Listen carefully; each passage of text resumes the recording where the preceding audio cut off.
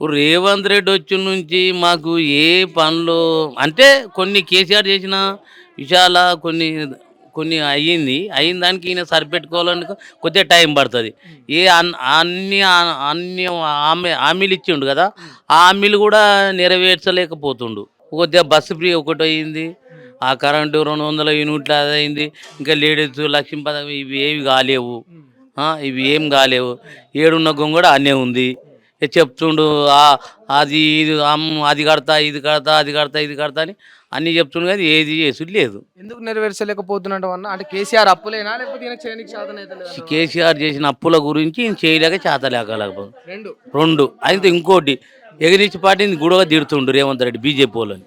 తిట్టొద్దు, ప్రధానమంత్రిని తిట్టొద్దు, పనులు చేసుకోవాలి కానీ తిట్టొద్దు. మనం ఆ తిట్టుడు తప్పు. మరి కావాలనే నిధులు ఇస్తలేడు మోడీ గారు. నిధులు ఇస్తలేడంటే నువ్వు ఒక ప్రధానమంత్రిని అగ్నిస్ట్ పార్టీ తిడితే నిధులు ఎట్టిస్తాడు? ఎందుకే నిధులు? ఆయన ఏందని ఇప్పుడు తెలంగాణలో మొత్తం అంతా ఒక రూపాయి లేకుండా అప్పు లేకుండా ఉన్నది. ఇప్పుడు మనకు అప్పు లేకుండా ఇచ్చిండు బీజేపీ ఇచ్చి మన రాష్ట్రానికి తెలంగాణ. ఏదైనా ఏం తేడా చేయలేడు నరేంద్ర మోడీ ఉంటేనే మన ఇవాళ ఈ స్థితిలో ఉన్నాం. ఎడ్యుకేషన్లో కానీ ఎండ్లో కానీ నరేంద్ర మోడీ ఒక దేవుడు, భగవంతుడు ఆయన. తర్వాత ఎవరైనా నమ్మకని కేసీఆర్ కూడా అంత అన్యాయం చేసే పోయిండు మాకు అందరికి. నిజంగానే అన్యాయం చేసే పోయిండు. కేసీఆర్ బాగానే కష్టపడ్డాడు కానీ కష్టపడ్డాడు. తెలంగాణ గురించి కోదండరాముని తీసి కోదండరాము కష్టపడ్డాడు. కోదండరాము తీసి అలా చిల్లర ముంచిండు. నేనే కష్టపడ్డాని అని ఈయనే అంటుండు. కోదండరామే కష్టపడ్డాడు మస్తు. కోదండరాం కష్టపడ్డాడు చాలా. ఆయనే తెలంగాణ తెచ్చిన మంచి. కేసీఆర్ వాళ్ళ మామ బిడ్డకు కొడుకుకు అల్లుడే వాళ్ళే ప్రభుత్వం ఏలీలు. ఉన్నోళ్ళకే మల్లారెడ్డికి వీళ్ళకు కేటాయించిండు నిధులు. దళిత బంధు ఎంతవరకు ఉండాలి?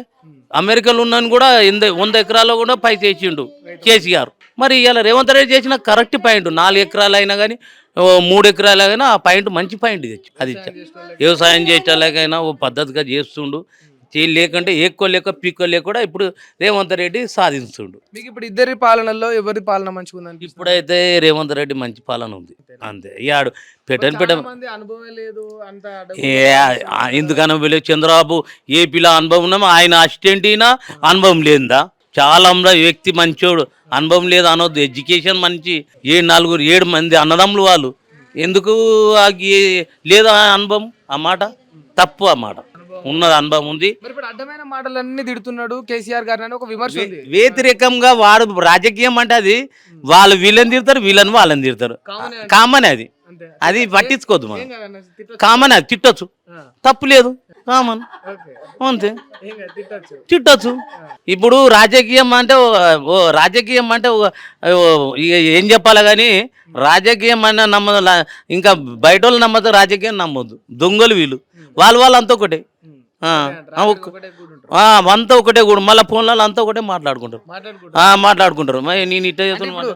రేవంత్ రెడ్డి కేసీఆర్ కూడా రాత్రి ఏమన్నా గడిబిడైతే మాట్లాడుకుంటారు. అబ్బో, ఇప్పుడు ఫోన్ టాపింగ్ ఉంది కదా, ఆ ఫోన్ టాపింగ్లో ఎందుకు అరెస్ట్ చేస్తలేరు? మరి ఫోన్ టాపింగ్ అరెస్ట్ చేయాలి కదా, చేస్తలేరు.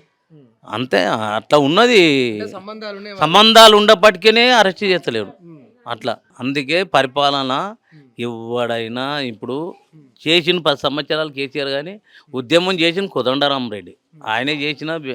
తెలంగాణ గురించి పోరాడిండు, యూనివర్సిటీ విద్యార్థులతో కొట్లాడిండు, చేసిండు.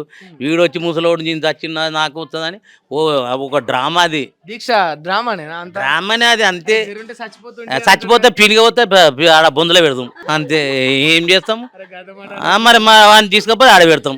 వాడు చేసిన ఈ తెలంగాణ గురించి మొత్తం అప్పంతా. జగన్ గారు వచ్చి మాట్లాడి నాకు నీళ్ళు ఇయ్యి, లోపల నీళ్ళు ఇయ్యి అది అని చెప్పిండు. లోపల ఏం మాట్లాడుకోరు. జగన్ గారు తిరుపతి లాట్లనే కొవ్వు కలిపి అన్ని చేసిండు. శ్రీశైలంలో తిరుపతి లాట్ల నిజంగానే కలిపిండు. కలిపిండు. దొంగవాడు వాడు. ఏసు ప్రభు పట్టిన ప్రభు కలపడావాడు. అంటే నేనే స్వయంగా వచ్చిన తర్వాతనే 7 హిందూ గుళ్ళను కట్టినా, నేను పనులు చేస్తాను. చంద్రబాబు నాయుడే మనకు ఈ హైదరాబాద్కు ఒక ఉద్యోగాలు హైటెక్ సిటీ తెచ్చిన మనిషి చంద్రబాబు. రామారావు తర్వాత వీళ్ళకి ద్వారానే ఇదంతా డెవలప్ అయింది. ఎన్టీ రామారావు దేవుడు, భగవంతుడు ఆయన వల్లనే మొత్తము అంత అన్నము 2 రూపాయల కిలో బియ్యము ఇవన్నీ చేసిండు ఆయన వల్లనే ఈ చంద్రబాబు కూడా అక్కడ ఏపీలో ఎన్టీ రామారావు అంత గొప్పోడా చంద్రబాబు నాయుడు వాస్తవంగా మీకు అనిపించింది ఉండు. ఇప్పుడు ఎన్టీ రామారావును గొప్ప అని అంటున్నాడు చూడు. ఎన్టీ రామారావు ఒక విధంలోనే నడుస్తున్నాడు, చంద్రబాబు నాయుడు అంటే ఆయన బాటలనే బాటలనే పోతున్నాడు. తేడా ఏం లేదు. ఇప్పుడు రేపు రాబోయే ఎలక్షన్లో కూడా మా కూటమి కూడా ఇక్కడ తెలంగాణలో అవుతుంది. పవన్ కళ్యాణ్, బీజేపీ, తెలుగుదేశం 3 పార్టీలు ఈ తెలంగాణ కూడా అవుతుంది. స్కోప్ ఉందా ఉంది స్కోప్ బీజేపీకి ఉన్నదా? ఉన్నది, 100% ఉంది. బట్ ఒక విమర్శ ఉన్నది బీజేపీ మీద. 8 మంది ఎంపీలను గెలిపిస్తే ₹1 ప్రత్యేకంగా నిధులు లేకపోయినరు, వీళ్ళ ప్రభుత్వం ఇస్తే ఏం చేస్తారు? అన్ని నిధులు ఇస్తేనే, ఇప్పుడు ప్రధానమంత్రి నిధులు ఇస్తేనే ఇవి అవుతున్నాయి. ఆయన ఇయ్యంది ఇవి ఏమైతాయి చెప్పు. నువ్వు సెంటర్ నిధులు ఇయ్యంది నువ్వేం చేస్తావు? నువ్వు సెంటర్ నిధులు ఇస్తేనే కదా చేసేది. మరి రూపాయి అప్పు అన్ని పోతున్నావు, అమెరికా పోతున్నావు, జపాన్ పోతున్నావు. ఈయన కూడా రేవంత్ రెడ్డి అప్పుడు అంటే కేసీఆర్ కూడా ఎవరిని అప్పులు చేసి ఆయన కాలకాడి ఒక ప్రధానమంత్రి వచ్చినప్పుడు మనకెంత వాల్యూ ఇవ్వాలి ఆయనకు? ఇయ్యలేడు కేసీఆర్. ఇవాళ పబ్లిక్ ఏం చేసారు ఇక కదా నీరు. ఇక రేవంత్ రెడ్డి అంటుండు, కాలు మొక్కుతుండు. మంచి పద్ధతి అది. ఇటు పోయి కాలు మొక్కుతుండు, మళ్ళీ ఢిల్లీ పోయి మోడీ కాలు మొక్కుతుండు రేవంత్ రెడ్డి. అది అట్లా కొన్ని విషయాలలో తీసుకొస్తాడు. మొక్కలేడు, లొంగలేడు. అంటే లొంగకనే ఈ అప్పులు ఇంత చేసి వీని మీద భారం మోయిపోయాడు.